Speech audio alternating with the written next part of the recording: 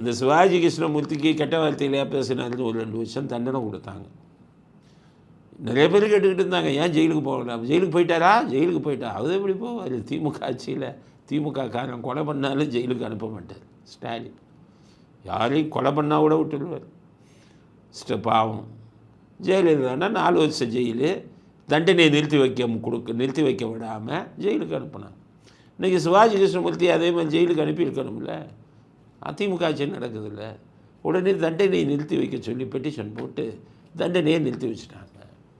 நிறுத்தி வச்சதும் இல்லாமல் அவர்கிட்ட சொல்லிட்டாங்களாம், நீங்கள் பழையபடி பேசுப்பா, எலெக்ஷன் வருது, பழையபடி பேசு. இதில் வேடிக்கை, இந்த மகளிர் அணி இதுன்னு இருக்குது,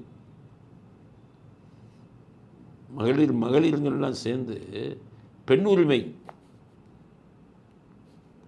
குழு இருக்காங்க.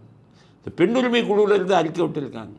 என்னென்னா, விஜய் வந்து பாருங்கள், அவங்க மனைவிக்கு அவருக்கு சண்டை, அவர் தொண்டர்கள் எல்லாம் இன்டர்நெட்டில் என்னென்னமோ அசிங்கமாக போடுறாங்க, அதனால் விஜய் வந்து அவர்களை அடக்கி வைக்கணும்னா அப்படின்னு சொல்லியிருக்காங்க. ஆனால் அதே சிவாஜி கிருஷ்ணமூர்த்தி குஷ்புவை பற்றி கவனமாக பேசினார், ஒவ்வொரு பெண்களை பற்றியும் கவனமாக பேசினார். இந்த பெண் உரிமை பாதுகாப்பு இயக்கங்கள்லாம் எங்கே போனாங்கன்னு தெரியும்.